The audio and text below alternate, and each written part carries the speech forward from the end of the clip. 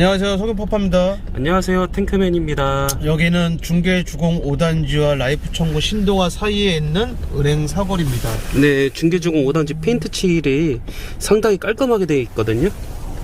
네, 그렇죠. 네, 그리고 여기 역시 은행 사거리 깔끔한 도시예요. 보면 볼수록 건물이 노후화돼서 그렇지. 네, 무슨 일본에 있는 무슨 정제된 도시 같은 느낌이 들어요. 네, 그렇습니다.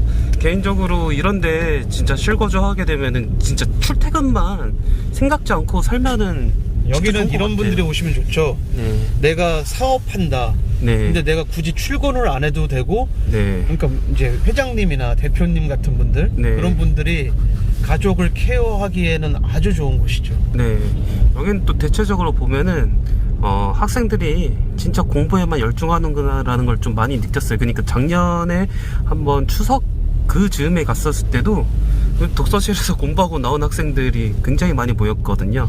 기본적으로 놀 데가 없어요. 네. 제가 볼 땐 여긴 진짜 놀 데가 없어요. 네. 근데 오늘은 중계동 은행 사거리에 대한 설명이 아니고 오늘의 핵심은 백사마을에 대해 가는 것이죠. 좀 네. 전에도 상계뉴타운 재개발구역 왔으니까 네. 인접 재개발구역인 이제 백사마을, 중계동 백사마을 재개발구역으로 가는데, 네. 은행 사거리 그 근처에 있는 새 아파트가 될 곳이어서 네. 상당히 의미가 있죠. 네. 일단 거기로 가게 되면은 다시 영상을 시작하도록 하겠습니다. 네, 이따 뵙겠습니다. 감사합니다. 네. 안녕하세요. 지금 현재 백사마을에 들어왔는데 사업 시행 인가 접수를 했다는 게 지금 보이고, 네.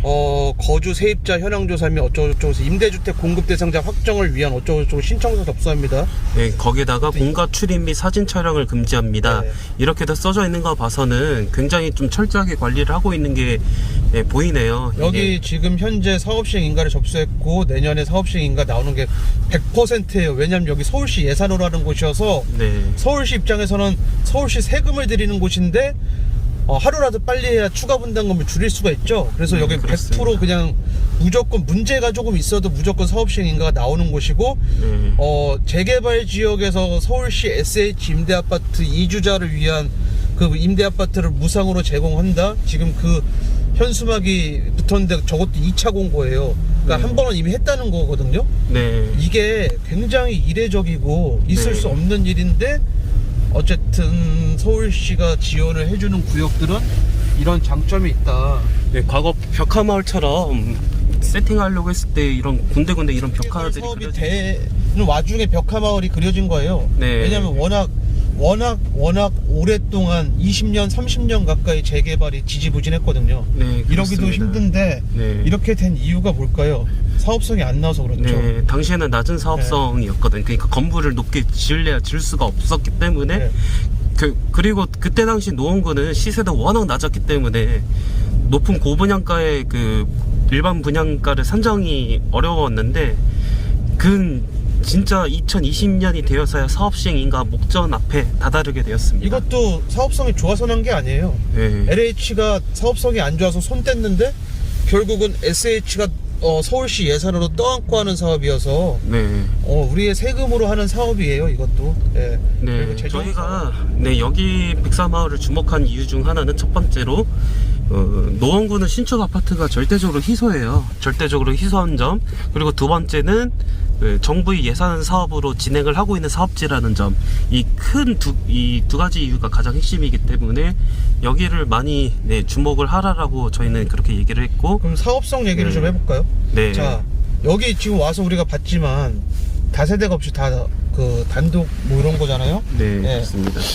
그러면 조합업 자체가 별로 없는데 왜 사업성이 안 좋냐고 하시는데, 여기 산이에요. 산. 불암산 자락에 네. 무허가 판자촌을 지어서 네. 기본적으로 그린벨트 플러스 1종인데 네. 이 땅에서 가장 좋은 땅은 2종 7층 이하예요. 네. 그러니 아파트를 짓는다면 4층에서 7층 사이 아파트밖에 못 지어서, 네. 그러면 안 그래도 이거 산을 까느냐고 공사비가 많이 드는데, 네. 그렇잖아요. 네.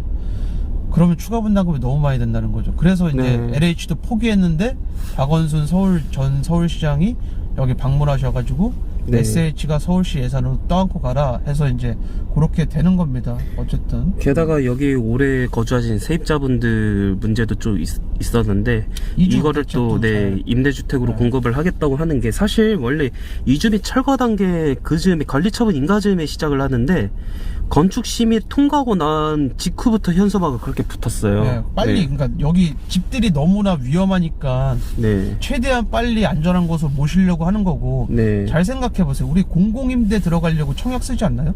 우리 젊은 분들 그렇잖아요. 네. 그런데 여기는 그냥 준다고요. 네, 그렇습니다. 청약 없이 예, 이렇게 주는 것도 일종의 보면은 네, 정부가 주는 혜택이라고도 볼 수 있겠네요. 옛날에 그랬어요. 옛날에 서울 도심 개발할 때 도심 그 철거민들을 위한 뭐 네. 임대 그때는 아파트는 아니고 네. 임대 판자촌 같은 거, 네. 뭐 흔히들 학고방이라 그러죠. 그 네. 급조해서 만든 그런 데를 이제 주고 그랬었는데 네. 무슨 옛날에 군인 아파트 같은 형식으로 이렇게 뚝딱뚝딱 지어가지고 네. 그렇게 했었는데 네. 그런 전례는 있어요. 전례는 네. 있는데 뭐 장인뉴타운에 그런 게 나오나요? 안 나와요. 예. 그쵸. 네. 민간이 주도하는 그런 네. 재개발 사업은 없다고 보시면 되고, 잠깐 여기 또 들른 이유는 곧 사업 시행 인가를 받을 수 있는 그런 사업지이기도 하지만, 작년에 네. 우리 회원 중에 아이고 여기 이제 매수하신 분이 많은데 그 너무나 지지부진한데 매수를 해도 되냐고 물어봤죠. 매수하라고. 근데 네. 여기 이제 무허가 뚜껑 매물이 많고 뭐 1억 2억 뭐 이렇게 해서 주술 수 있는 그런 사업지인데 네. 피가 4억이네 5억이네 지금 그러고 있잖아요. 네. 또 우리가 얘기해 볼 수 있는 거는 공공 재개발일 것 같은데, 여기 이 104마을을 통해서 좀 공공 재개발의 힌트를 또 알 수 있지 않을까요? 한번 성현 네, 파파님이 생각하는 공공 재개발은 어떤 후보지들이 70여 곳의 후보지들이 있잖아요. 네. 어디가 될 것 같으세요? 저는 그 이제는 네. 그 봉천동이나 네.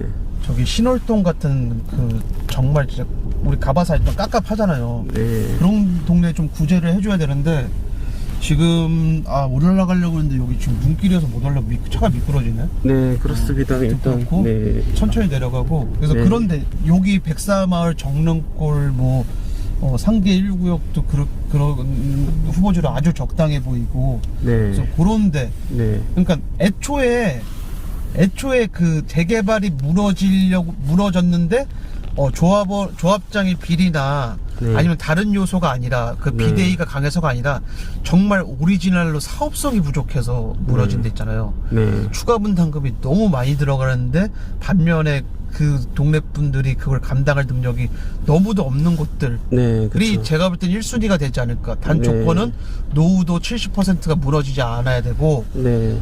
도시재생 관련된 예산을 받지 않았어야 돼요. 네. 왜냐하면 서울시가 더 해주고 싶지만 20군데밖에 못 해준다 그랬어요. 돈이 네. 없어서. 예. 네. 그런데 70군데나 신청을 했어요. 네. 그런데 노후도가 무너지고 있는 어떤 땡땡 구역, 네. 도시재생 예산을 받아버린 땡땡 구역을 해준다?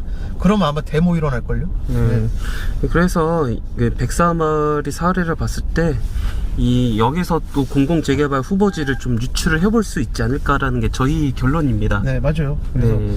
이게 아마 롤모델이 되지 않을까. 공공재개발의 롤모델이 되지 않을까. 네. 상계 주공 5단지는 공공재건축의 롤모델이 되지 않을까. 네.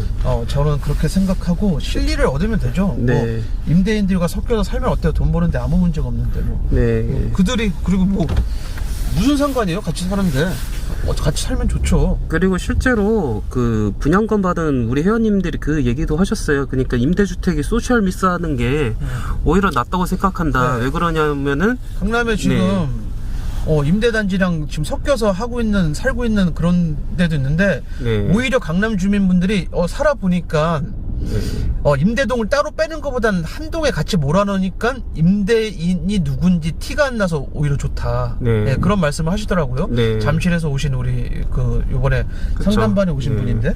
네, 그분이 그런 말씀하시면서 사실 임대동에 사는 임대 아파트 형식으로 사는 분도 나름 그 복장도 좀 신경 쓰려고 하고 좀 그렇죠. 풍경을 최대한 좀 유지를 하려고 한다 그렇게 말씀하시더라고요. 그럼요. 네, 그래서 어떻게 보면은 이게 주민 화합의 측면에서 보면은 이게 더 맞지 않을까라는 생각도 좀 가져보게 됐어요. 선진국스럽죠 사실. 네. 네.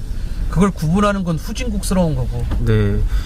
그래서 보면은 그 신정 내거리역에 있는 레미안 보면 딱 그 임대 아파트 동이 따로 있고 그런 느낌이 좀 많이 들었어요. 이게. 맞아요. 네, 그건 좀 역시 좀 여전히 좀 약간 좀 안타깝죠. 아쉽지 네. 않을까 싶습니다. 네. 일단 안타깝습니다. 네, 도로가 너무 협소해서 일단 빨리 나가는 걸로 하겠습니다. 이 다음 행성지로 이제 가야죠. 다음은 강북구로 가겠습니다. 네, 강북구 왜 거기를 왜 갈까요? 드디어 네. 2종 7층 이하의 고도 제한을 뚫을 수 있는 사례가 강북구에도 나왔어요. 네, 사실 사례가 두 가지인데, 네, 두 가지 사례의 그 현장을 직접 방문하고 영상으로 찍어 올리겠습니다. 네, 감사합니다. 네. 여기 잘 탈출할 수 있을지 모르겠네요. 네, 구독, 좋아요 부탁드리겠습니다. 네, 감사합니다. 감사합니다.